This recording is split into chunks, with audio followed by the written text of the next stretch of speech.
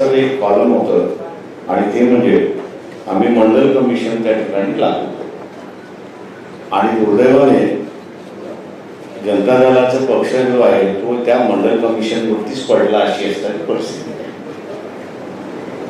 सामाजिक प्रश्नाला ज्या ज्या वेळेस या ठिकाणी हात घातला जातो त्या त्यावेळेस समाज व्यवस्थेमधली गणित बदलतात हा त्याच्यातला महत्वाचा भाग आहे. गेली अनेक वर्ष उपेक्षितांचं राजकारण याची सुरुवात व्हावी म्हणून आम्ही असा प्रयत्न त्या ठिकाणी केला. जी चळवळ आम्ही असं चालवत होतो तिलाच आमच्याच मित्रपक्षाने गिळंकृत करण्याचा प्रयत्न केला किंवा मर्यादित करण्याचा असा प्रयत्न केला, पण तो आम्ही जुमानलो नाही. आंदोलन करत राहिलो, लढत राहिलो आणि अपेक्षा आम्ही असणारे या ठिकाणी बघतोय. जिंकून येणं हे मतदाराच्या हातामध्ये आहे, ते काही राजकीय पक्षांच्या हातामध्ये नाही. परंतु उमेदवारी देणं हे असणाऱ्या राजकीय पक्षांच्या हातामध्ये आहे किंवा त्या उमेदवारीच्या स्वरूपामध्ये त्याचं सामाजिकरण होईल, त्याचं सार्वत्रिकरण होईल ही अपेक्षा मी या ठिकाणी बाळगतोय. कारण मीच ती कॉइन केलेलं आहे की ह्या महाराष्ट्राची सत्ता 169 कुटुंबामध्ये होती, त्याच्यामध्ये 10 कुटुंब आता असताना वाढ झालेली आहे. नातेवाईकांचं राजकारण जर जसं वाढत गेलं तस तसं महाराष्ट्रातलं दिशांचं जे राजकारण होतं, मुद्द्यांचं जे राजकारण होतं, गरिबांचं जे राजकारण होतं हे बाजूला पडत गेलं आणि भांडवलशाहीचं, लुटारूंचं अशी सत्ता त्या ठिकाणी सुरुवात झाली अशी असणारी परिस्थिती आहे. नव्या गोष्टी मांडण्याची गरज आहे असं मी त्या ठिकाणी मानतोय. एका काळी अर्थव्यवस्थेमध्ये मोठ्या इंडस्ट्रीची गरज होती आणि ती आपण असताना भागवतो, पण आज असताना शेतीला जोडधंदा आपण असावा म्हणतो, पण शेतीची प्रक्रिया करणारे उद्योग याची आपण असताना चर्चा करत नाही. मी आज असताना मानतोय की सगळ्यात मोठा असताना एम्प्लॉयमेंट हे काही सेक्टर्स सामान्य माणसाच्या हातामध्ये आपल्याला कशा रीतीने देता येतील, व्यापारी आणि भांडवलदार याच्या हातामध्ये जाणार नाही याची जर दक्षता आपण घेतली तर मी असायला म्हणतो की डॅव्होसला जाऊन असताना मोठमोठे लाख लाख प्रोजेक्ट कधी आलेले मी पाहिलेले नाही. करारनामे फक्त त्या ठिकाणी होतात, पण या शेतीवरती पिकणाऱ्या प्रक्रिया करणारी यंत्रणा जर उभी राहिली तर महाराष्ट्रामध्ये प्रचंड मोठ्या प्रमाणात एम्प्लॉयमेंट होऊ शकतं आणि एक नवीन दिशा त्या ठिकाणी देत आहे. अनेक असे प्रश्न आहेत की ज्याच्यावरती चर्चा करून आम्ही असं भूमिका आपल्या समोर त्या ठिकाणी मांडत राहू. अपेक्षा एवढीच आहे की मी शरद पवारांची रिॲक्शन आज वाचली आहे, नवीन नाही. आमच्या दोघांचं भांडण फार जुनं भांडण आहे, शेतातलं भांडण नाही, नेतृत्वातलं भांडण आहे, दिशेचं भांडण आहे.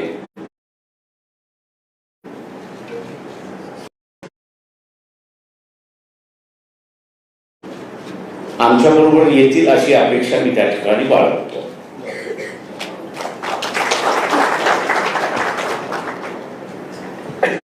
कारण हा लढा मी एका वेगळ्या मार्गाने बघतो. नरसिंहराव ज्यावेळेस पंतप्रधान झाले आणि VP सिंग आणि चंद्रशेखर गेले त्यावेळेस मी खासदार झालो. आमचा पहिला असा आवाज होता त्यावेळेस टेलिकॉम मंत्री जे होते त्यांच्या विरोधात. 15 दिवस आम्ही असा सभागृह बंद केलं. नरसिंहरावांचे असताना चांगले संबंध होते म्हणून त्यांनी महिन्याभरानंतर बोलून घेतलं आणि विचारलं की तुम्ही काय केलं. म्हटलं आंदोलन केलं. तुम्ही त्याच्या पुढे काय केलं तेवढं मला सांगा. तर म्हटलं माझ्या लक्षात आलेलं नाही, संध्याकाळी या सांगतो. आणि संध्याकाळी बसल्यानंतर त्यांनी असं सांगितलं की अशा रीतीने तुम्ही असं चालवत गेला तर पॉलिटिकल लिडरशिप ह्या देशामध्ये तुम्ही संपवणार. आज दुर्दैवाने मी असं जे बघतोय की त्या काळी नंतर आम्ही असं त्या सगळ्या गोष्टी थांबून व्यवस्थितरित्याने असं मांडण्याचा प्रयत्न केला. पण आज ईडीच्या मार्फत या देशातलं पॉलिटिकल लिडरशिप संपवण्याचा असणारा भाग त्या ठिकाणी चाललेला आहे. त्यांनी खरंच आरोप केला असेल, खरंच पैसे खाते असेल तर त्यांच्या कोर्टात घेऊन जा, केसेस चालवा आणि जेलमध्ये टाका. पण कोर्टात जायचं नाही, जेलमध्ये चालवायचं नाही आणि फक्त लिडरशिपवरती असणारा जो आक्षेप घेण्याचा असणारा भाग आणि कॅरेक्टर एसिग्नेशन करण्याचा जो भाग चाललेला आहे तो सगळ्यात मोठा डेंजरस मी असणारा त्या ठिकाणी मानतो. आपण कोणीही अमरपट्टा घेऊन आलेलो नाही. एक दिवस आपलाही असणारा अंत होणार आहे, तसा नरेंद्र मोदी यांचाही अंत होणार आहे. त्यांच्या पक्षामध्ये त्यांनी लिडरशिप, दुर्दैव मी असं म्हणेन की त्यांनी त्यांच्या पक्षामधली सुद्धा लिडरशिप संपवलेली आहे, वरती येऊ दिलेली नाही. मला अनेक मंत्री त्यांच्याकडे असणारे भेटतात आणि सांगतात की आम्ही असणारा फक्त फाईली उचलून घेऊन जायचं आणि करायचं, एवढंच आमच्याकडे कामकाज राहिलेलं नाही. बाबासाहेबांनी असं एकदा म्हटलं होतं, क्रायसिसमध्ये पॉलिटिकल लिडरशिप ही डेव्हलप होत असते आणि एखादी आता असताना क्रायसिस या ठिकाणी डेव्हलप झाली तर मला कुठेही नॅशनल पॉलिटिकल लिडरशिप त्या ठिकाणी दिसत नाही. आणि म्हणून स्टेटमेंट आम्ही जे काढलेलं आहे त्याच्यामध्ये राष्ट्र हा सगळ्यात महत्त्वाचा असं आम्ही त्या ठिकाणी मानतोय. ती पॉलिटिकल लिडरशिप असताना डेव्हलप झाली पाहिजे, तिला उभारली पाहिजे, तिला प्रोटेक्शन दिलं पाहिजे आणि ते करण्याचं आम्ही असं कटिबद्ध या ठिकाणी आहोत. महाराष्ट्रात असेल, महाराष्ट्राच्या बाहेरचं असेल, जे प्रादेशिक पक्ष आहेत आणि प्रादेशिक पक्ष स्वतःचं लिडरशिप आणि स्वतःचं संघटन उभं करणार असतील तर त्यांना आमच्याकडून नेहमीच मदत राहील, पाठिंबा राहील आणि त्यांच्या प्रयत्नामध्ये आम्ही असा जेवढा हातभार घालता येईल तेवढा हातभार आम्ही या ठिकाणी घालू. महाराष्ट्राचं एक नवीन ज्याला म्हणता येईल की कार्यक्रमावरती, विकासावरती आपण आणलं पाहिजे अशी असणारी जी परिस्थिती आहे ती निश्चितपणे आम्ही दोघं मिळून या ठिकाणी आणण्याचा प्रयत्न करू. आणि राजकारण हे मुद्देशीर आणि विवेक आणि नीतिमत्तेवरती येईल एवढं बघण्याचा आम्ही प्रयत्न करू, एवढं मी आपल्या समोर सांगतो. आपण मी माईक तुमच्याकडे फिरवतो, मी माईक फिरवतो आणि हे करतो. पोचवा द्या. अरे ते बोलतात ना, ते विचारतात. महाविकास आघाडी सोबत बाळासाहेब आले अशी आहे, फक्त शिवसेनेबरोबर बाळासाहेब आले, ते बाळासाहेब अन्य दोन्ही पक्षांमध्ये ते आता असताना जे आहे ते आम्ही दोघंच एकत्र आलेलो आहोत. काँग्रेसनी त्याला अजून असताना स्वीकारायचा आहे, स्वीकारतील अशी मी अपेक्षा करतो. हे मगाशी म्हणालो की शरद पवारांचा आणि आमचा असताना फार जवळचं शक्य होतं, किती होतं हे तुम्हाला सगळ्यांना माहिती आहे. पण ह्या आघाडीमध्ये ती येतील अशी आम्ही असताना अपेक्षा करतो किंवा त्यांना असताना आम्ही विनंती करू. एक मिनिट, माझं उत्तर थांबा ना. त्यांच्या प्रश्नाला प्रकाशजींनी उत्तर दिलेलं आहे. प्रकाशजी, आपण आपले आणि राष्ट्रवादी किंवा पवारसाहेबांबरोबरचे संबंध सांगितले. आमचे सुद्धा 3 वर्षापूर्वीपर्यंत कसे संबंध होते हे जगजाहीर आहे. परंतु ज्या वेळेला आमच्याही असं लक्षात आलं की फसवणुकीचं राजकारण सुरू होत आहे त्यावेळेला आम्ही निर्णय घेतला. तसं काँग्रेस आणि राष्ट्रवादी आणि शिवसेना हे 3 पक्ष एकत्र येतील का, एकत्र कशी येऊ शकतील, एकत्र आल्यानंतर आमच्यावरती सुद्धा फार वाईट विचित्र आरोप झाले. पण त्या सगळ्या आरोपांना आणि आरोप करणाऱ्यांना राजकारणात आम्ही उरून उरलो आणि जवळपास 2.5 वर्ष हे सरकार, महाराष्ट्र महाविकास आघाडीचं सरकार आपण यशस्वीपणाने चालवलं. मुळामध्ये हेतू चांगला असेल तर सगळ्या गोष्टी पुढच्या चांगल्या होतात. आणि मी मुद्दामून आपल्यासमोर माहिती देऊ इच्छितो की असं काही नाही आहे की काल रात्री आम्हाला स्वप्न पडलं की चला आपण एकत्र येऊया आणि आज आम्ही एकत्र आलो. यापूर्वी सुद्धा आमच्या काही बैठका झालेल्या आहेत, चर्चा झालेली आहे. काँग्रेसबरोबर सुद्धा चर्चा झालेली आहे, अगदी राष्ट्रवादीबरोबर सुद्धा चर्चा झालेली आहे. आणि महाविकास आघाडीमध्ये आपण येण्यासाठी कोणाची तशी काही ना आहे असं काही दिसलेलं नाही. एक गोष्ट नक्की की काँग्रेस, राष्ट्रवादी आणि शिवसेना हे 3 पक्ष एकत्र आल्यानंतर तिन्ही पक्षांचे काही मित्र पक्ष आहेत. मग आमचं असं ठरलं की महाविकास आघाडीमध्ये ज्या त्या पक्षांनी आपापल्या मित्र पक्षांचं हित सांभाळायचं आणि एकूण जर आपण एकत्र आलो नाही तर मग वैयक्तिक युतीला काय फायदा आहे. वैयक्तिक म्हणजे 2 पक्षाची युती केली आणि महाविकास आघाडीमध्ये काहीतरी 3 तिघडा असं करून ठेवलं तर मग या भारत किंवा देश प्रथम हा जो काही सामायिक हेतू आहे त्या हेतूलाच तडा जातो. आणि म्हणून मला असं वाटतं की प्रकाशजी, तुमची आणि आमची म्हणजे शिवसेना आणि दलित वंचित आघाडीची युती तर झालीच आहे, पण त्याचबरोबर आपण महाविकास आघाडीचे सुद्धा एक घटक पक्ष म्हणून पुढे वाटचाल करायला कोणाची काही हरकत नाही. हा प्रश्न आहे की आज शिवशक्ती भीमशक्तीची घोषणा झाली आहे. महापालिकाच्या निवडणुका आहेत, त्यानंतर लोकसभा आणि विधानसभेच्या आहेत. हे जागा वाटप कसं होणार आहे आणि ही युती कशी दिसणार आहे? ही युती विजयी दिसणार आहे.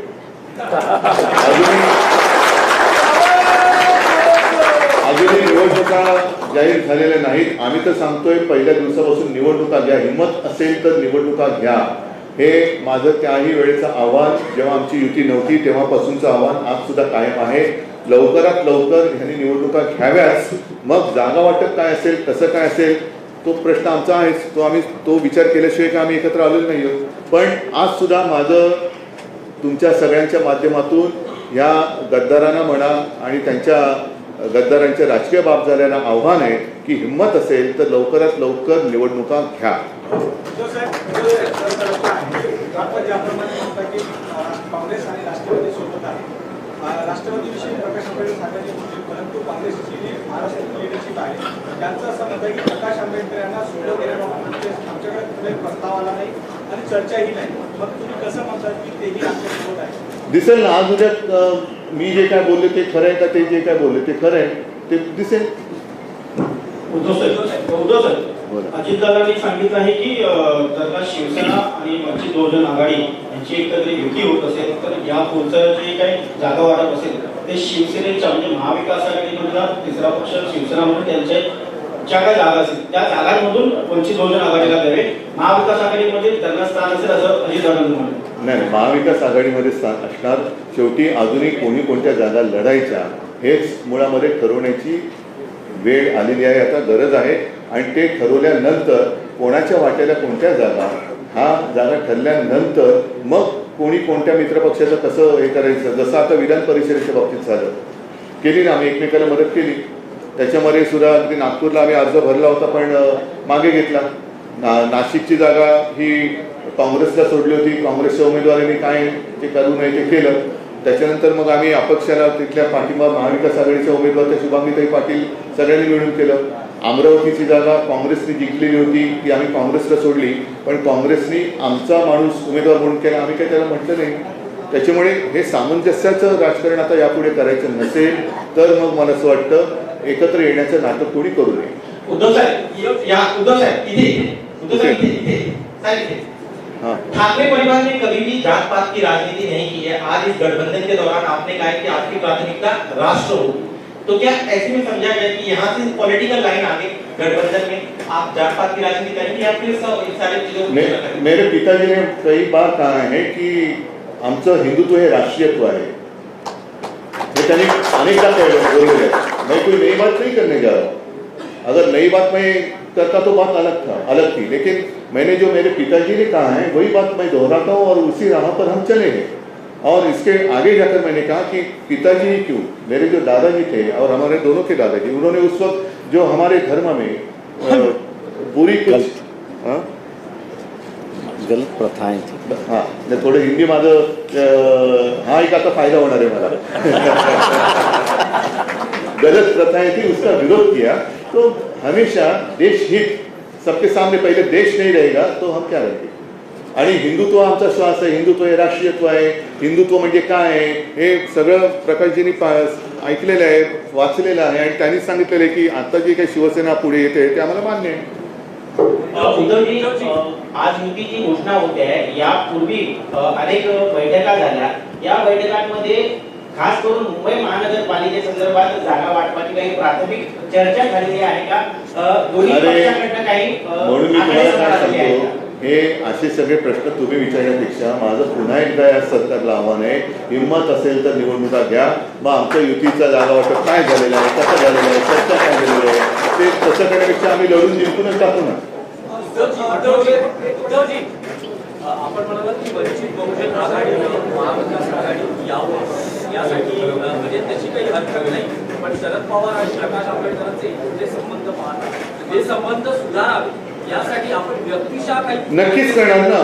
म्हणून मी तर असंच म्हणेन की त्यावेळेला आम्हाला गृहीत धरून राजकारण केलं गेलं होतं 1-2.5-3 वर्षापूर्वी की शिवसेना काँग्रेससोबत जाऊ शकत नाही, शिवसेना राष्ट्रवादीसोबत जाऊ शकत नाही.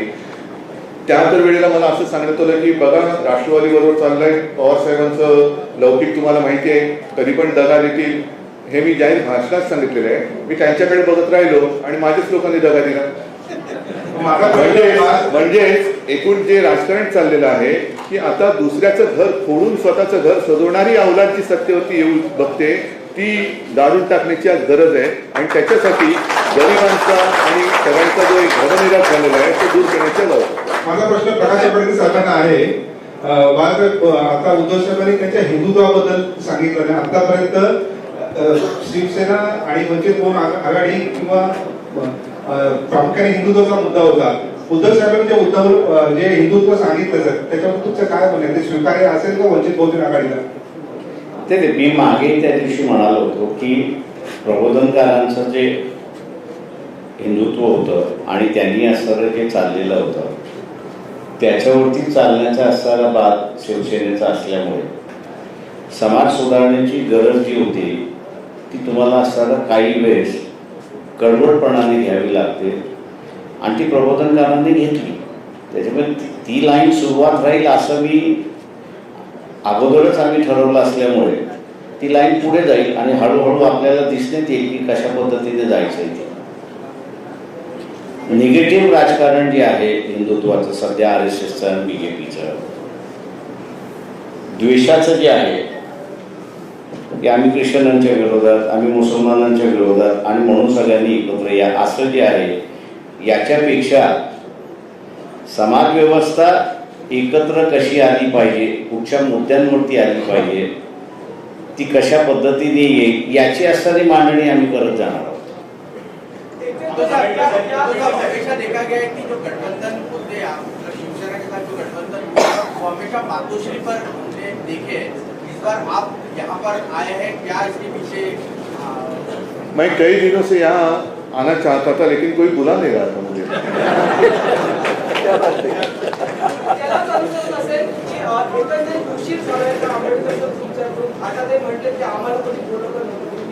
नाही, उशीर कोणत्याही गोष्टीला होत नसतं. उशीर झाला तरी चालेल पण सुरुवात होण्याची गरज असते, ती सुरुवात आज झाली आहे. एक प्रश्न आहे की मागच्या निवडणुकीमध्ये लोकसभा आणि विधानसभा निवडणुकीमध्ये सगळ्यात जास्त वंचित बहुजन आघाडीने काँग्रेस आणि राष्ट्रवादीचं नुकसान केलं. त्याच्यामुळे काँग्रेस आणि राष्ट्रवादी तुम्हाला यावेळेस सहन करण्याच्या स्थितीत नाही असं दिसतं. त्यावेळेस एक सेकंद, त्यांनी उत्तर देण्याच्या आधी गेल्या लोकसभेला आणि विधानसभेला यांनी नुकसान केलं असेल पण आम्ही तर काँग्रेस आणि राष्ट्रवादीच्या विरोधातच लढलो होतो.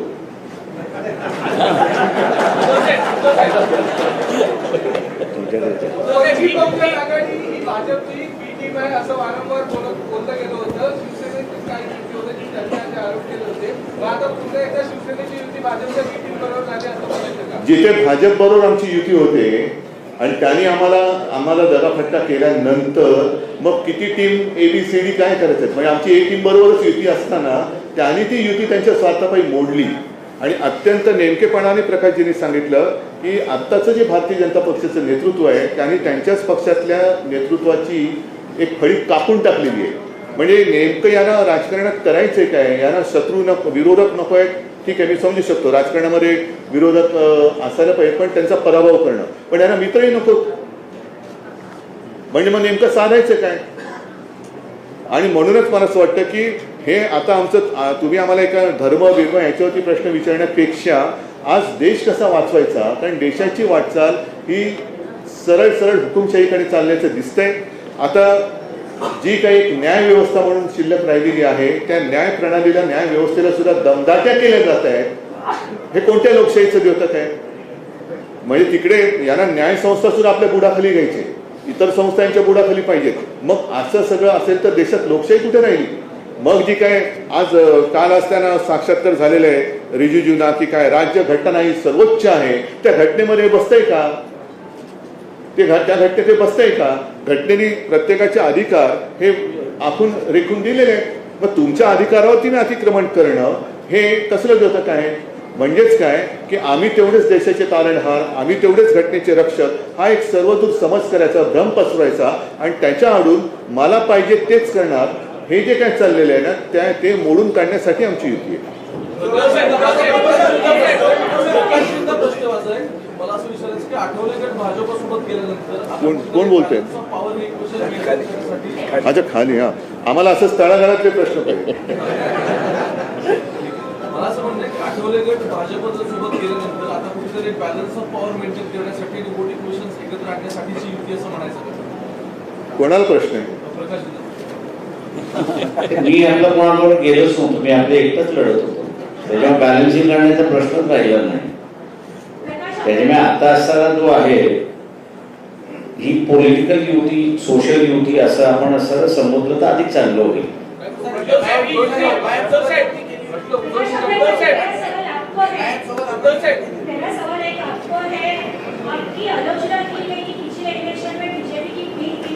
मैंने कहा ना उत्तर दिया उसको.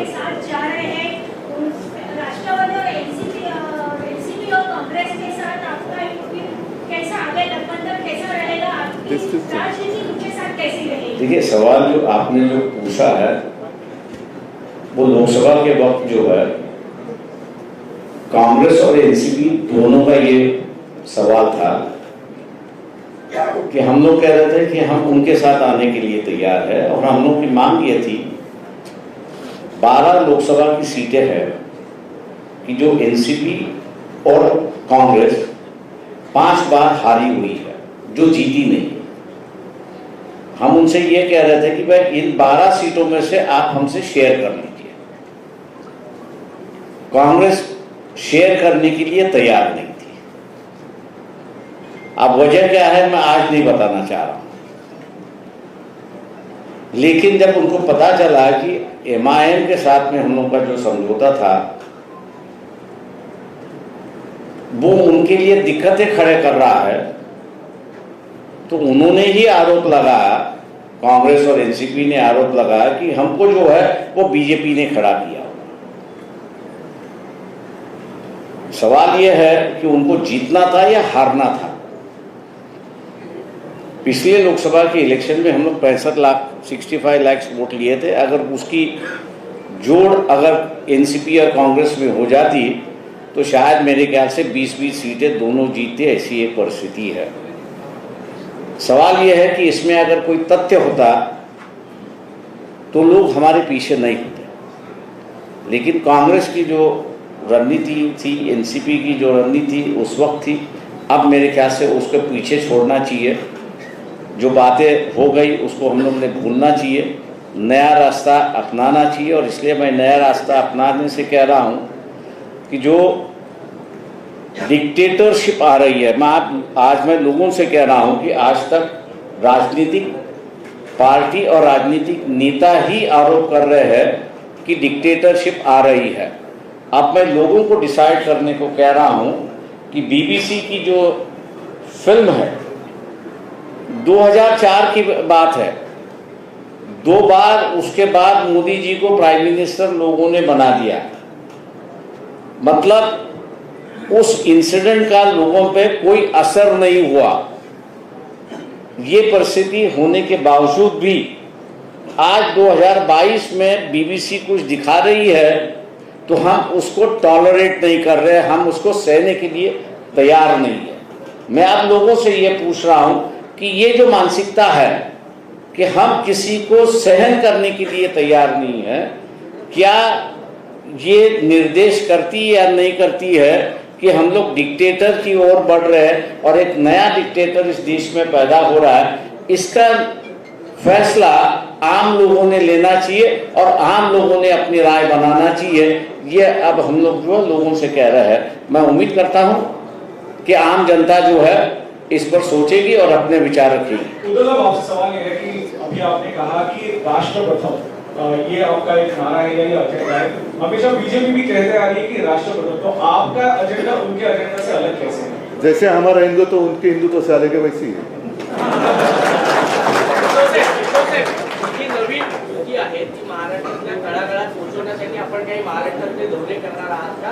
आणि दुसरा प्रश्न असा आहे की गेल्या महिन्याभरापासून तैलचित्राचा जो विषय आहे, तैलचित्र विधिमंडळात लावण्यात येणार, आपल्याला निमंत्रण आहे, आपण पाहिलं नाही, अशा वेगवेगळ्या गोष्टी बाहेर ऐकायला येत होत्या, त्यावर आपलं काय मत आहे? एक पहिला मुद्दा असा आहे की मी स्पष्ट करू इच्छितो, आत्ता जे प्रकाशजींनी सांगितलं की नया रास्ता आणि त्याच्याबरोबर काँग्रेस आहे, राष्ट्रवादी आणि शिवसेना आहे, असे सगळे एकत्र आहेत आणि प्रकाशजी नया रास्ता म्हणतात, त्याच्याबरोबर नया रास्ता आणि नया रिश्ता, ह्या महत्त्वाच्या गोष्टी। एक रिश्ते की नई शुरुआत हम करने जा रहे हैं आणि ज्या काही भूतकाळात चुका झाल्या असतील त्या आता गाडून टाकून आपल्याला पुढे जाणं गरजेचं आहे, कारण नाही तर खरंच आज देशासमोर नेतृत्व कोण करणार हा मोठा प्रश्न आहे आणि ती जी काही पोकळी तयार झालेली आहे ही पोकळी देशासाठी घातक आहे आणि असंच जर काय या दिशेने राजकारण चालत आलं तर फार पूर्वी जे शिवसेना प्रमुख म्हणायचे की देशात अराजक येईल, तर देशाची अराजकाकडे ही वाटचाल तर सुरू नाही झाली, हा एक प्रश्न स्वतःला विचारण्याची गरज आहे। आणि म्हणून मला असं वाटतं की ज्याप्रमाणे शिवसेना, काँग्रेस आणि राष्ट्रवादी, माझा काही त्यावेळेला संबंध नव्हता राजकीय, जेव्हा आम्ही 25-30 वर्ष एक हिंदुत्व भाजप एकटे म्हणजे आम्ही वटपौर्णिमा करत होतो, सगळं करत होतो, याचा अर्थ असा नाही की जन्मोजन्मी हाच जाऊ द्याचा, तर बायको म्हणाले, पण त्यांनी मात्र काही करायचं, त्यांनी PDP बरोबर बसायचं, त्यांनी यांच्याबरोबर जायचं, त्यांनी त्यांच्याबरोबर जायचं, म्हणजे आम्ही वटपौर्णिमा करतो आणि ते बाहेर खालीपणा करतोय, असं हिंदुत्व आम्हाला मान्य नव्हतं। आणि खरं हिंदुत्व काय आहे की ठीक आहे ना, आज मोहन भागवत, आज म्हणजे आता मी दसऱ्याच्या वेळेला बोलवलं, मशिदीत जाऊन आले, हिंदुत्व सोडलं का त्यांनी?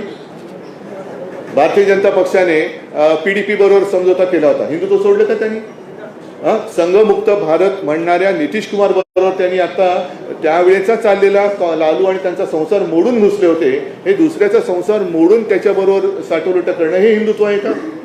तर ह्या सगळ्या गोष्टी आता खूप झाल्या, ते जे म्हणतील तेच खरं, हा एक जो भ्रम ते निर्माण करतात तो मोडून काढण्यासाठी आम्ही एकत्र आलेलो आहोत। आणि साहजिकच आहे, ज्या वेळेला एकत्र येऊन वाटचाल कशाला म्हणतात, ती वाट चालली पाहिजे आणि त्याच्यासाठी महाराष्ट्रभर जिथे जिथे जाण्याची गरज असेल तिकडे मी जाणार।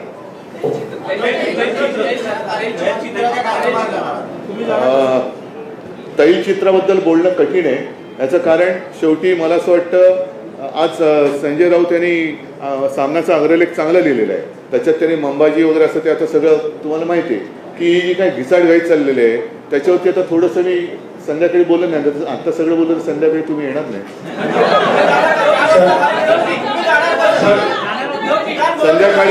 संध्याकाळी मी जाणार आहे, नक्की जाणार आहे, 5 वाजता रिगलच्या पुतळीच्या इकडे मी नक्की जाणार आहे आणि त्याच्यानंतर 6 वाजता षण्मुखानंद हॉलमध्ये नक्की जाणार आहे।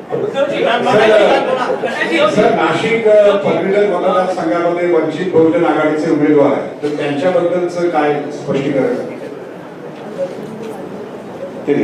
युतीचं जे आहे ती चर्चा आज जाहीर झाली अशी असणारी परिस्थिती आहे। इलेक्शन जे आहे ते अगोदर सुरुवात झालेलं आहे, तेव्हा पॉलिटिकल पार्टीजनी आपापल्या असणाऱ्या भूमिका घेतलेल्या आहेत, त्या इलेक्शनमध्ये आणि आजच्या याच्यामध्ये फरक आहे असं मी त्या ठिकाणी मानतो। ते इलेक्शन तसेच चालत राहतील, रिझल्ट जे येतील ते लोकांसमोर 30 तारखेला त्या ठिकाणी दिसतील, पण याच्या पुढची जी वाटचाल मी जसं म्हणालो, एक नया रास्ता म्हणून जो आहे तो आपल्याला त्या ठिकाणी दिसेल। उद्धवजी एक प्रश्न आहे की अलीकडेच पंतप्रधान मुंबईत आले होते आणि शेवटचा. हजारो कोटी प्रकल्पांची भूमिपूजन झाली. मुंबई महापालिकेच्या प्रचाराला असं असताना मला असं वाटतं की भ्रष्टाचार हा सगळ्यात महत्त्वाचा मुद्दा. मला असं वाटतं की या काही मुद्द्यावरती मी आज संध्याकाळी बोलणार आहे. म्हणून आता एक राज्याच्या आणि देशाच्या दृष्टीने एक महत्त्वाचं जे पाऊल आम्ही दोघं टाकतोय ते म्हणजे शिवशक्ती भीमशक्ती एकत्र येणं. त्याच्यासाठी देशाचा विचार करणं साहजिकच आहे. याचा अर्थ आम्ही कोणी काही धर्म सोडून कुठे काय पुढे जाणार आहोत अशातला भाग नाही. पण देश हा आमचा धर्म आहे, माणुसकी आमचा धर्म आहे. त्यांनी जो काही धर्म स्वीकारलेला आहे, माझा धर्म जो काय आहे तो त्याच्यात एकमेकाच्या आड कुठे न येता दोन्ही धर्म आणि त्यातल्या वाईट रूढी परंपरा दूर करण्याचं काम मी मागाशी सांगितलं की दोघांच्या आजोबांनी केलं. तीच वाटचाल आम्ही यापुढे करत राहू. ठीक आहे. मला असं वाटतं आपण त्याबद्दल धन्यवाद. लास्ट आभार मान हा घ्या बरं या. कोणी बोलायचं नाही. आणि